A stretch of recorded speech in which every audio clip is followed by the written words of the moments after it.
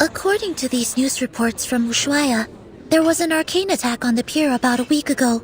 All the ships in the port were destroyed. Could Manus Vindictae be responsible for this?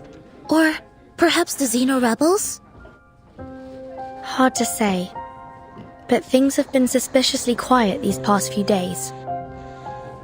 I had been hoping we'd find some clues here in Ushuaia after we lost track of the Manus in the Free Breeze shipwreck.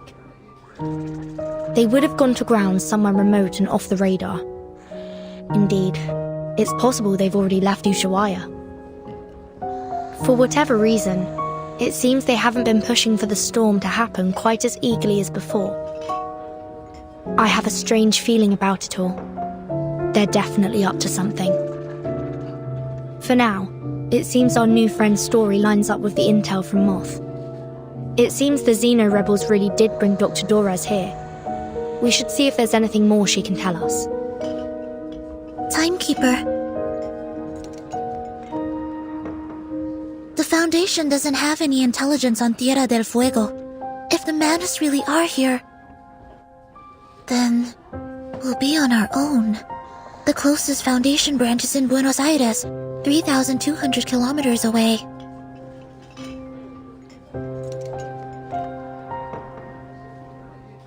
Careful and well considered as ever, Soneto. It's possible they've already infiltrated Ushuaia, just as they did in Chisos. But the Xeno rebels may still be holding Dorez. We can't just wait around. I'm afraid we'll have to take the risk. Ushuaia is not very big. If Manus Vindictae is here, we'll notice. Stay sharp. Understood, Timekeeper. I'll keep an eye out for them and for Dr. Dorez.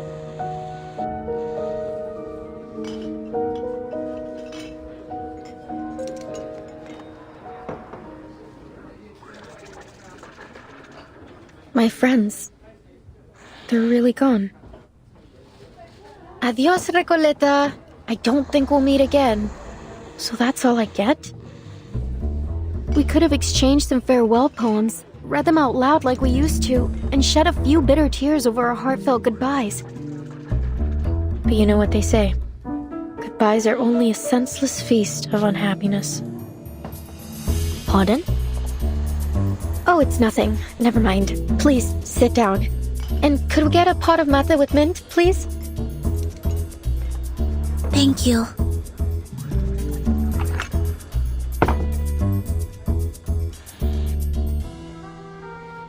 So you're looking for Doris? I can tell she's important to you from your look. Correct. Is there anything more you could tell us about the day you met her? Of course. It was one of those gray, overcast afternoons. I had just turned onto Calle Bolivar when I ran into this blind woman on my way to the post office. To be exact, I didn't run into her. She called to me. It felt like a sacred moment in time, like something unworldly. I just stood there, frozen, as she walked up and fixed a loose thread on my sweater. I stared at her until my fingers went numb, and the letter almost slipped out of my hand. Miss, could you tell me what's in that direction? I followed her hand as she pointed forward. Strangely, even though I could see she was blind, I had a feeling that she knew exactly where she was pointing and where she intended to go.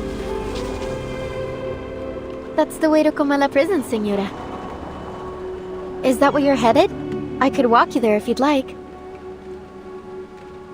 Thank you, Miss.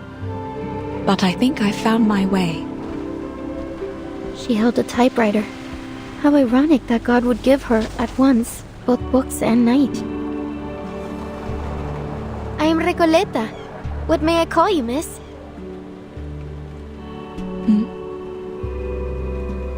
I hope you don't mind me asking, Señora.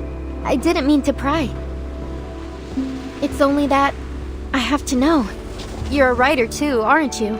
I've been working on a novel and, for some reason, I have this feeling you could be a character in it. Forgive me. I'm just so excited. I really want to remember this moment. Please, may I have your name? Or whatever you'd like me to call you?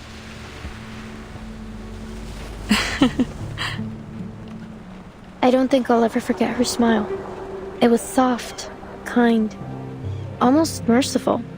And oddly, it felt so ancient. No offense taken, Miss Recoleta. But first, I have a question for you. What does literature mean to you? Sorry? What a question it was. I wasn't expecting anything like it. You're a writer, are you not? And one, I sense, with purpose. Tell me, where does such powerful motivation come from? Actually, well, I'm not sure, Senora. I have my pursuits and questions, but literature is neither the goal nor the answer to them. Literature is, well, it's just literature. I suppose if I had to define it, I'd say it's a tool. A kindling for fire, or a lens to see through. A means to explore and raise questions from different angles and express our perspectives. And what an interesting perspective you've expressed. I see. But how does literature make you feel? As though I'm a kid looking through a kaleidoscope for the first time. Well, maybe that's not the best way to put it. Perhaps something a little more subtle. Just when I was looking for the right word, she turned away with a little wave, heading toward the prison, her feet crunching over the fine snow. So she must have gone to the prison. When did all of this happen? About 3 days ago. I remember the sun came out for a while that day, and the streets were glistening with melting snow. You've heard of Comala Prison, haven't you?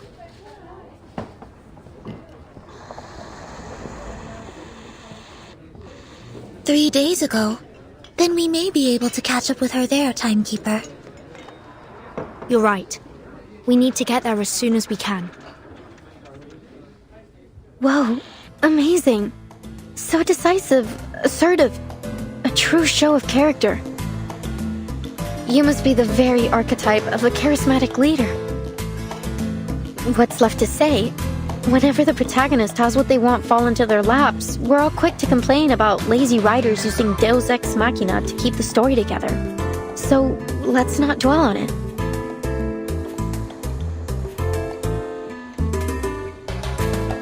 But anything can happen in a place like Ushuaia. It's a city where the day may only last 4 hours, and the streets are full of exiled arcanists. We appreciate your help, Miss Recoleta, please think nothing of it. Miss Recoleta. I'm Vertin, and this is Sinetto. We're investigators from the St. Pavlov Foundation. Pleasure to meet you. Likewise. Glad that I could help. But listen, ladies.